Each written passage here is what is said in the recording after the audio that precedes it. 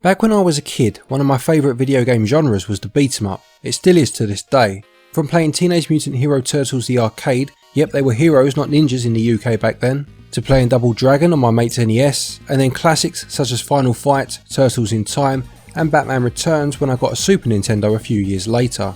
I never owned a Mega Drive or Genesis though, and very few of my mates did either, so I never got to experience the Streets of Rage games back then, something I rectified in the subsequent years. In anticipation of the imminent release of the fourth game in the series, we are going to have a look back at the history behind the original Mega Drive trilogy, as well as some of the projects that almost became part 4 over the years. Okay, without further ado, let's get started.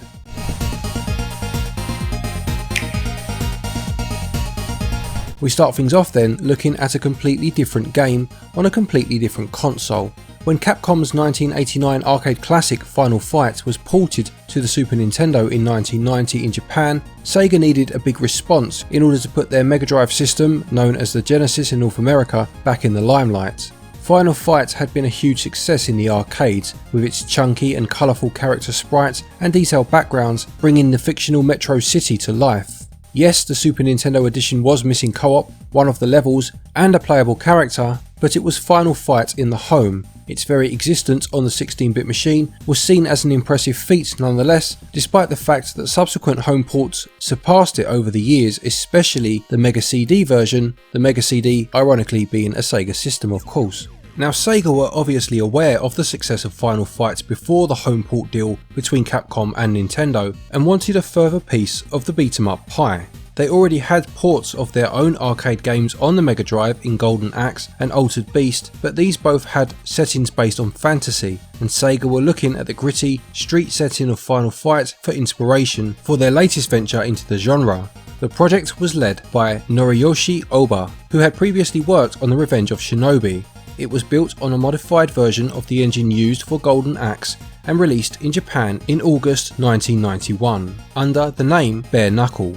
A Western release followed over the next few months with the new name Streets of Rage. Set in an unspecified near future, the city had become overrun with crime, headed by the nefarious mastermind Mr. X. This leads to 7 stages, each with a boss fight as you work your way through the streets to Mr. X's hideout. Much like Golden Axe before it, it was set on a 3D plane, with enemies entering from either side. There were 3 main characters, Adam, Axel and Blaze, all current or former police officers looking to take down Mr. X. They had varying proficiencies in power, jump reach and speed. Blaze, for example, was the weakest of the 3, but also the quickest, whilst Adam had a good combination of power and jumping reach, but was the slowest. As well as the standard moveset, Streets of Rage included a special move which would call in reinforcements from your police mates in the form of a strike from a powerful rocket launcher. This would kill all non-boss characters on the screen, but they were in very short supply. What made Streets of Rage so popular, aside from its gameplay, was its style. Much like Final Fight, the city almost had a personality of its own, and the characters would become iconic. But at this point, it's important to mention a key element in what made it all so memorable, and that is the music.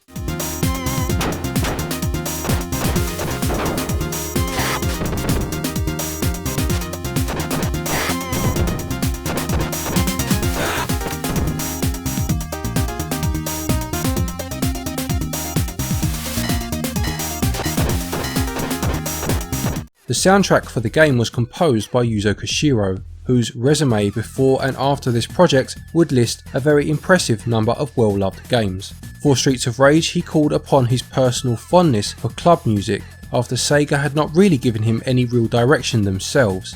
In a 2014 interview, for which I will put the link in the description, Koshiro stated that he had become aware of house music after going to LA and being exposed to it on MTV. He stated how it was very different to anything that was popular in Japan at that time, and that it was the first time he composed something with a Western audience in mind over his native Japan. Streets of Rage was a big success, and another reason for this was its inclusion of 2-player co-op, something, let's not forget, the Super Nintendo's port of Final Fight didn't have. With this success in mind, a sequel was inevitable, and Bare Knuckle or Streets of Rage 2 released on the Mega Drive in December 1992 in Japan and January 93 elsewhere. This time, Sega shared development duties with a number of teams, including Yuzo Koshiro's company Ancient, which he founded with his mother and his sister. His sister Ayano spoke of the development schedule, which took about 6 months, explaining how one of her duties was the overall art direction for the game, including character designs and movesets. This brings us on to one of the major changes for the sequel, the exclusion of Adam and the introduction of 2 new characters. This time Axel and Blaze were joined by Adam's younger brother Sammy, as he was known in Japan, or Skate, as he was better known in the West, owing of course to his footwear. Adam's absence was explained by him having been abducted, hence Skate joining the action. The other new inclusion was Max, a wrestler whose lack of speed was made up for in power.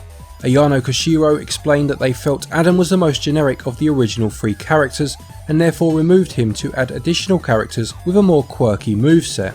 Skate's rollerblades made him harder to maneuver and therefore a good fit for experts, whilst Max's playstyle was based on throw moves. She also mentioned how a big influence on Streets of Rage 2 was another Capcom game, though not a beat 'em up this time, it was Street Fighter 2. She recalled how she and her brother were big fans of the fighter and wanted to include the fluidity of its movement in this game. They wanted combinations of jabs and straights to feel natural and flow as such. New moves were added, such as a double kick executed by holding down the kick button, and character specific special moves performed at the expense of a little of your health replaced the rocket launcher wielding police officer from the first game. Yuzo Koshiro was once again in charge of the soundtrack and built on his work from the first game. He stated that the second game had a more techno beat than the first, owing to the ever-changing sound of the clubs he frequented at the time. Which soundtrack is best is still debated to this day, but it remains some of the best video game music ever created.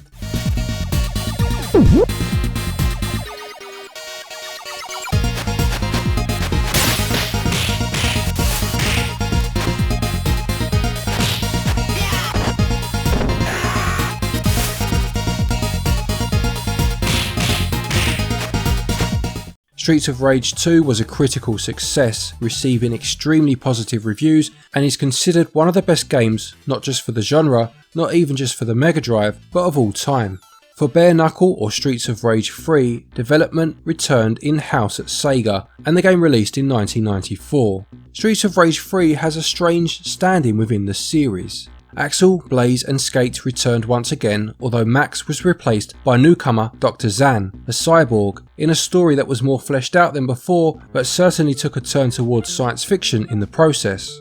New elements were introduced, such as every character having a dash move this time, as opposed to just Skate in 2, and a rechargeable meter means that you can now perform a special move without losing health once it's full. There were hidden characters to play as well as multiple endings to find. An interesting change between versions related to the difficulty, which was ramped up quite substantially for the Western version when compared to its Japanese counterpart. It's said that the normal mode in the Western release is more difficult than the hard mode in the Japanese one.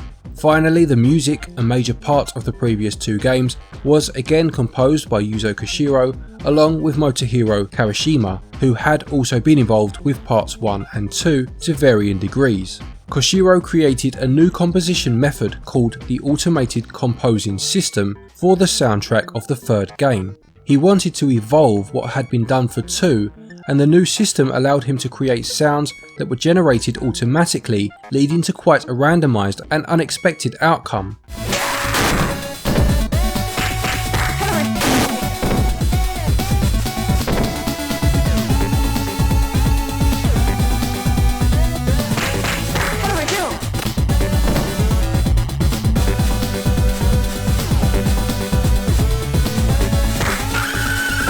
Whilst a rare method back then, it became a popular way of composing among techno and trance producers over the subsequent years. The music received a mixed reaction on release, much like the rest of the game.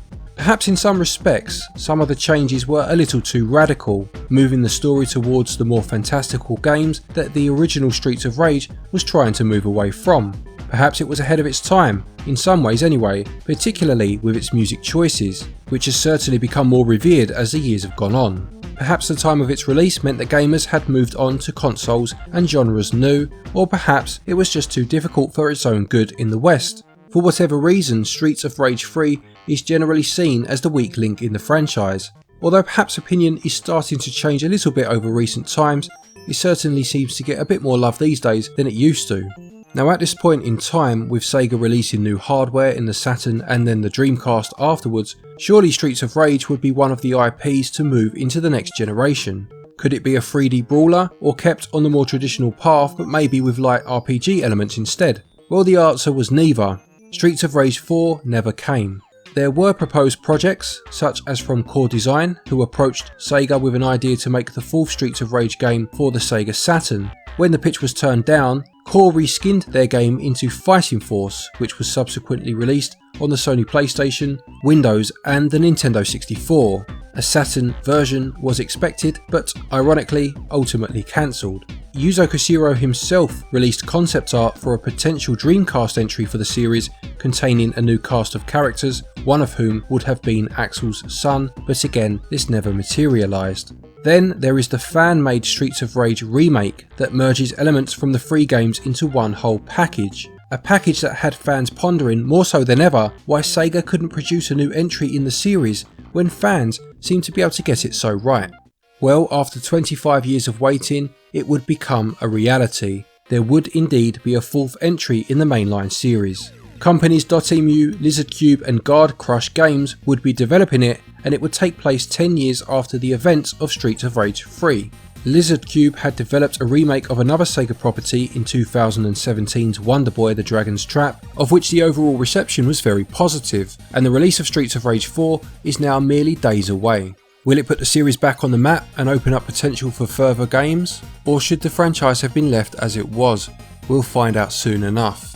I hope you enjoyed this little look back at the history of the Streets of Rage franchise. It's a franchise, as I said, that I didn't grow up with, but certainly grew to love over the years. Please do remember to leave a like if you like what you've just watched, and let me know which of the three games is your favourite. Are you looking forward to the fourth? Do you like the art style? That seems to be the biggest bone of contention amongst fans at the minute. Please do leave any thoughts in the comment section below.